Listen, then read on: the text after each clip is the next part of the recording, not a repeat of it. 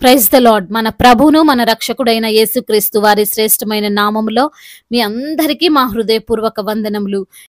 ఈ యొక్క ఆదరణ వాక్యము మీకు దీవెనకరంగా ఉందని నమ్ముతున్నాము. కనీసము ఈ వాక్యమును ఒక 10 మందికైనా షేర్ చేయగలరని దేవుని పేరట మనవి చేసుకుంటున్నాము. ఈరోజు దేవుని వాక్యము, సమాధానకర్తయగు దేవుడు సాతానును మీ కాళ్ల కింద శీఘ్రముగా చితకు త్రొక్కించును. రోమాపత్రిక 16వ అధ్యాయము 20వ వచనము. The God of peace will soon crush Satan under your feet. Romans chapter 16 verse 20. ఈ రోజుకు గాను కృపగలిగిన దేవుడు మనకు అనుగ్రహించిన వాక్య భాగమును బట్టి ధ్యానించుకుందాము.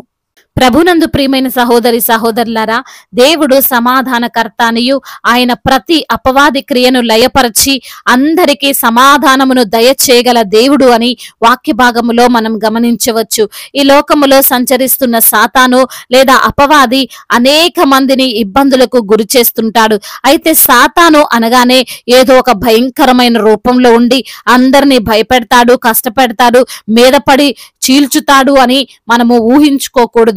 అపవాది అంటే ఒక సాధారణమైన వ్యక్తిలాగానే ఉండి మనల్ని ప్రతి విషయంలో బాధపరుస్తాడు. అపవాది అనుచరులైన వారిని ఉపయోగించుకొని నిత్య రాజ్యములోనికి ఎవరు అడుగులు వేయకుండా కాచుకొని చూస్తాడు. అన్యులైన వారి దగ్గర యేసుక్రీస్తు మాటనే వినపడకుండా, వినపడిన దానిని వ్యతిరేకించేలా వారి యొక్క మనస్సును ప్రేరేపిస్తాడు. విశ్వాసులైన వారి దగ్గర ఏదో ఒక విధంగా మార్గము తప్పేలా, ఈ లోక మార్గములోనికి ప్రవేశించేలా ప్రణాళికను చేస్తాడు. ఎవరైతే దేవుణ్ణి పనికి వ్యతిరేకంగా పనిచేస్తుంటారో వారందరూ కూడా అపవాది సంబంధులే అని, ఈ లోక వ్యక్తులై ఉన్నారని పరిశుద్ధ లేఖనములు తెలియజేస్తున్నాయి. ఈ రోజు నా పౌలు భక్తుడు అన్నటువంటి ఈ యొక్క మాటలను, దాని యొక్క సందర్భమును మనం ఒకసారి గమనిస్తే తెలుస్తుంది ఏ విషయాన్ని బట్టి ఎవరిని పౌలు గారు సాతాను అన్నాడు అని. ఒక్కసారి వాక్యమును మనం చూస్తే ఇలా వ్రాయబడి ఉంది. సహోదరులారా, మీరు నేర్చుకునినటువంటి బోధకు వ్యతిరేకముగా భేదములను ఆటంకములను కలగజేయు వారిని కనిపెట్టి ఉండుడని మిమ్ములను బ్రతిమాలు కొనుచున్నాను. వారిలో నుండి తొలగిపోవుడి. అట్టివారు మన ప్రభువైన క్రీస్తుకు కాక తమ కడుపుకే దాసులు. వారు ఇంపైన మాటలను ఇచ్చకముల వలనను నిష్కపటులైనటువంటి మనస్సులను మోసపుచ్చుదురు. రోమా పట్టణములో ఉన్నటువంటి విశ్వాసులను మభ్యపెట్టుటకు, వారి యొక్క మార్గాలను దేవుని వైపు నుండి తొలగించుటకును వ్యతిరేకమైనటువంటి బోధలు, తప్పుడు బోధలు అనగా అపవాది సంబంధమైనటువంటి బోధలు చేస్తున్నారు. అయితే వారి విషయంలో జాగ్రత్త కలిగి ఉండండి, వారి ఉచ్చుల్లో పడిపోకండి, తొలగిపోకండి అని అపోస్తుడైనటువంటి పౌలు గారు బ్రతిమాలుతున్నాడు. ప్రభువునకు దాసులు కారంట.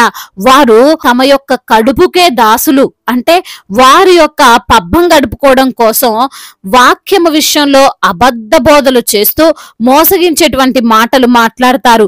అద్భుతములు జరిగిస్తాను, మా దగ్గరికి వస్తే నీవనుకున్న కార్యం జరుగుతుందని దేవుని గూర్చి కాదు వారు బోధించేది, యేసుక్రీస్తు మాటను కాదు వారు పలికేది. వారిని గూర్చే హెచ్చించుకుంటూ వారి పేరునే ఘనపరుచుకుంటూ మార్గము తొలగిపోయేలా చేస్తారు. ఈ రోజున అటువంటి విధమైన వ్యక్తులు మన మధ్య కూడా ఉన్నారు కదండి. వారిని గురించి చెప్పినంతలో కొంత కూడా దేవుని గురించి చెప్పరు, ఆయన మార్గాలను తెలియజేయరు. అయితే అటువంటి వారి యొక్క ఆటలు ఎంతో కాలం ఉండవు, కానీ శీఘ్రముగానే ఆ అపవాది క్రియలను నశింపజేస్తానని భక్తుడు అంటున్నాడు. ఈ రోజున ఈ మాటలు వింటున్న ప్రియమైన సహోదరి సహోదరుడా, నీ జీవితంలో కూడా సాతాను క్రియలు ఉన్నాయేమో. నీ ఉద్యోగ విషయంలో, నీ వ్యాపార విషయంలో, నీ శారీరక రుగ్మతల విషయంలో, ఆర్థిక సంబంధమైన విషయంలో నీవు ఇంతకు ముందు ఎన్నడూ లేని తీవ్ర ఒత్తిడిని, వ్యతిరేకతను చూస్తున్నావేమో. అయితే అపవాది సంబంధమైనటువంటి క్రియలు, వాటిని బట్టి నీవు కృంగిపోయి దేవునికి దూరం అవ్వాలని వారి యొక్క ప్రణాళిక, ఇహలోక సంబంధమైన పనుల్లో నిన్ను బిజీగా చేసి ఆత్మీయంగా దిగజారుస్తూ నీవు మార్గము తొలగిపోయేలా చేయాలని అపవాది ఎప్పుడు నీ ప్రక్కనే పొంచి ఉంటాడు.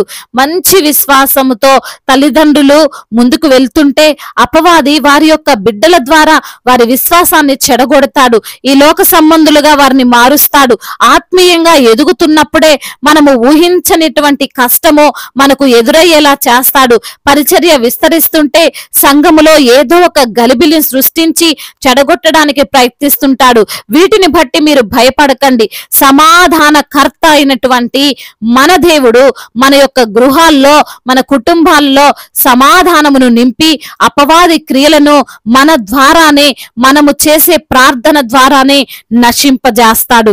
కాబట్టి ప్రియమైన సహోదరి సహోదరుడా, శ్రమలొచ్చాయని విశ్వాసములో నుండి తొలగిపోకుండా దేవుని పైన విశ్వాసం ఉంచి ముందుకు సాగు.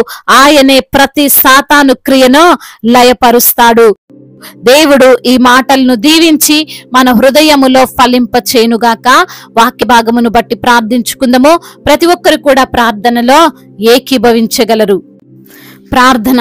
మహాశక్తి సంపన్నుడా, మహోన్నతుడా, కృపా కనికరములు కలిగిన దేవా, జీవాధిపతి, మీకు వందనములయ్యా, స్తుతులు స్తోత్రములు చెల్లిస్తున్నాము తండ్రి. అవునయ్యా, మరి తండ్రి ఎవరిని మృంగుదునా అని అపవాది తిరుగులాడుచు ఉంటే ప్రభా, మరి ఆ యొక్క అపవాది చెరలో మేము పడిపోకుండా తండ్రి నీ యొక్క పరిశుద్ధ లేఖనములు ప్రకారంగా మేము జీవించినట్లయితే, ప్రార్థనా జీవితం కలిగి ఉండినట్లయితే అయ్యా ప్రభా, మరి అపవాదిని మేము ఓడిస్తామని, మరి తండ్రి అపవాది సంబంధమైనటువంటి బోధల విషయంలో కూడా మేము జాగ్రత్తగా ఉంటామని అయా లేఖనము ద్వారా సూటిగా తేటగా మాతో మాట్లాడి మమ్మల్ని బలపరిచినందుకు స్తోత్రాలు ప్రభా.